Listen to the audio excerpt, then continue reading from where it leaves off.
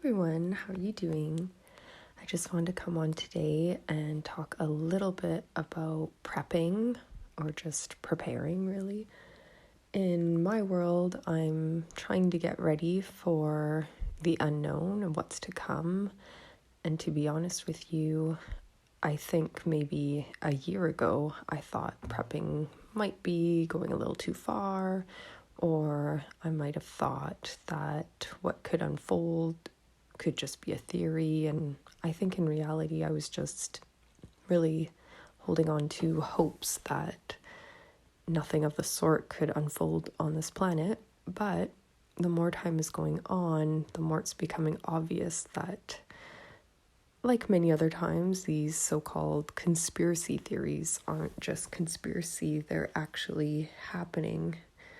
And currently, with what's taking place in the world, it seems the food shortages are starting to happen. I've been watching videos for a while now from Ice Age Farmer. Recently, I also got into a guy here on YouTube called Adapt 2030, and both have really informative, very in-depth videos with tons of information. So I'd highly recommend their channels if you want to delve in a little bit deeper. I just wanted to share this because I do feel that those who are awakened are the ones that will be hit the hardest. And I think there's a reason why we're being drawn to learn about all this, to learn about prepping. I think it's the time where we could be segregated more and more, and we might have to fend for ourselves more and more. So, with things like digital IDs and people being pressured to get these jabs, I think that it's a good time to make sure that you are focusing on your own sovereignty and how to take care of yourself and not rely on the system or the government, which is currently crumbling right in front of us. And in my hopes and through what I've read, this is what needs to happen to come into the quote new earth, whatever you want to call it, a new beginning. And we want it to be positive. I've been reading still that book. It's called Earth by Barbara Marciniak. Highly recommend her books. They're channeled information from the Pleiadians. And there's so much I could go on and on and on about those books. I might even make a video about what those books talk about, because I could just read a few sentences and every time they just hit me so hard and resonate so deeply. It's like when you're on this path, you're probably going to be led to those books at some point because the information is so poignant. And what it was saying on a recent chapter I was reading was about the earth hitting a certain frequency, and then suddenly things start moving really quickly. And the earth hit a certain frequency when more and more people woke up. There's been a veil put on us. We've been blinded to what's real, to what really matters. And I know along my journey, I've talked about how the twin flame journey kicked my butt and woke me up and shook me up and helped me to break down walls of pain and just the layers of life traumas. And I could go on and on about that too, but I've got lots of videos about that. But exactly, it was similar also to my ayahuasca journeys, where that also broke me apart. And I think in both cases, it was so that all the pain could come up to the surface. I could work through transmitting all of that pain and clearing my energy field so that now I can harness these intense waves of energy that are coming through to us. And I think we're all getting to the point that we are receiving information, we're channeling information, we're planting seeds amongst those around us, and we're all uplifting each other and uplifting the earth. And so in doing so, the old structures are crumbling before our eyes, and it's happening right now. And through COVID and all of these things, even right now, the war, it's all crumbling before us because the side that has had control of the earth, they know that things are slipping away. So now it's getting to be a time for desperate measures. And within those desperate measures will be things like food rationing and limiting us. It's already happening, in Canada where I live. If you don't have your jab, you can't travel, you can't get on an airplane, you can't go to a restaurant currently. I think they will change that, but still, we don't know for how long. Certain people couldn't go to school, university. I could go on and on. There's so many things, so many limitations, segregation, and now with digital identities coming in and digital currencies, we don't know where this is going to lead.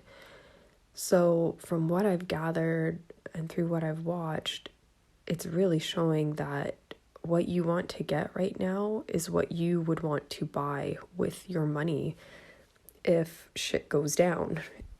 And the main things you'd probably want are for survival. So what I'm focusing on right now is food. And food, even if this didn't go that badly, no matter what, food is going to go up in value. It's going to go up in price, even if you want to think of it as an investment right now.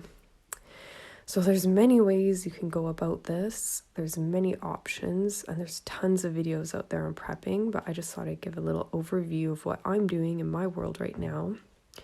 So the first thing I did was, it was actually Ice Age Farmer who really pushes to plant some food, especially calorie-rich food like potatoes, squash, yams, things like that. I've also been able to get my hands on something called sunchokes, or they're also referred to as Jerusalem artichokes. You want things that grow easily, quickly, and give you a lot of calories, basically.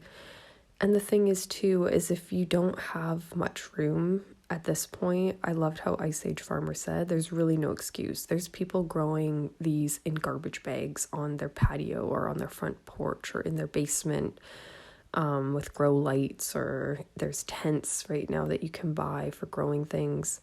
Where I live, there's a community garden. So I'm in a townhouse currently. So there's a community garden. I've signed up for a plot there. And then I also ordered a whole bunch of these fabric grow bags from Amazon.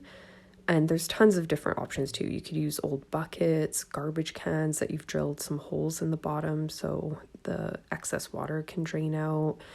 Anything. You can build boxes out of wood, old wood, just find your way to start growing some food, start getting in the hang of that. Maybe make connections with the local farmers in your area so that you have some connections, or maybe volunteer with them so you can learn how to grow food, and maybe there will be a community. This is another big thing, is building your community around you. Who are other awakened groups or individuals, or just people that are good people no matter what, that you can help each other out if push comes to shove. People who have farms, chickens, eggs, things like that, I know this sounds crazy, and trust me, it might not sound crazy for all of you, but for me, not long ago, I was like, oh my goodness, please, this is all too much, but it's actually happening. Another thing that you can do is to start obtaining freeze-dried food. So there are some companies out there that make freeze-dried meal kits. Mountain House, we did a large order through them just so that we had some bags of those foods. Another thing to look into are actually the Mormon churches. They are very much into preparedness, and I don't know if I could say it's part of the religion. I don't know too much about it, but I know that any of my Mormon friends, they always have a certain amount of food storage, and it might be because of things that are in the Bible and whatnot. So you can go to some of their churches, have a food kind of store, I guess you could say. You could look online on their website. I'll try to link it in the bio here and look in your area, or you can order online, and they had really good prices. So I went and bought cases of, it's like big cans of, dried onions, dried carrots, dried apple slices, things that will last for like 20 to 30 years, depending on what it is.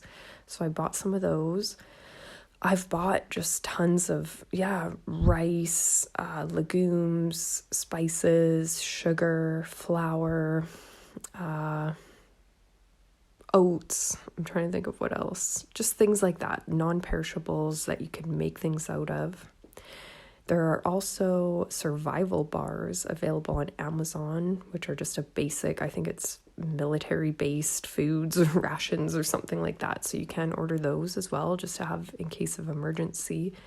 So any kind of food storage, whatever you can put together, just try your best to put something together.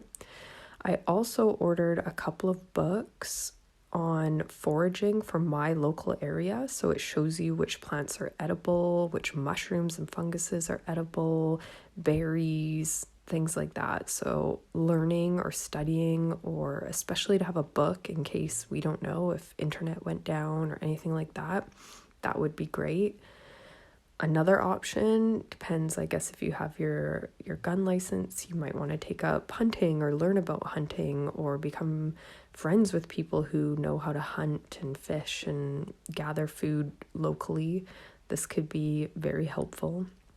And again, I know this all sounds crazy. We don't want to think our lives could ever get to that. We're so blessed, most of us, that we have had quite easy access to food most of our lives, I'm sure. There's so many places in the world that have not had that access to food. And with the shortages coming through, I mean, most of the wheat and corn come out of Russia and Ukraine. And with what's going on, again, you can watch Adapt 2030. He has statistics. Like, this is happening right now. Even here in Canada, our Prime Minister spoke on it. I know that President Biden spoke on it. It's right now, I'm like, okay, it's actually happening. I didn't think it was going to happen. I'm going to my grocery store and I'm seeing the shelves a lot more empty than usual. I'm seeing prices going up a lot higher than usual. So no matter what, food could be a commodity, it could be an investment, it could be something you could use to trade for other things.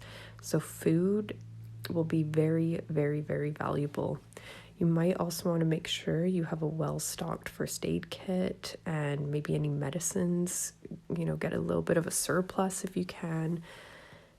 Just anything you can do so that you can keep your family safe, your loved ones safe. This is important.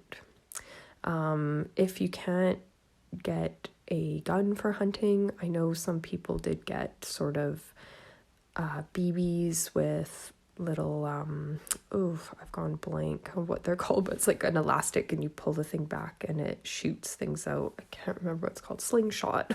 Sorry, I went totally blank there. And bows and arrows and practicing, archery, things like that. So I definitely am still holding on to hope that none of this happens, but at this rate, and especially with a lot of the awakened people resisting the programs that are being put in place, and those programs are what will probably allow you your food rations. And if you don't get your jobs up to date, if you don't comply, and let's just say a lot of us awakened ones, we are not complying how they want us to. And with that, we especially need to be prepared. So I just want to give a quick little chat on that. I do want to get a friend on soon. His name is Jeff. He's another one that went through the twin flame experience, and he's super prepared. And I think he has some great information to share. So I'll be back again soon with a bit more information for you, but just thought I'd put this out for now. Have a great week, everyone, and I'll talk to you soon.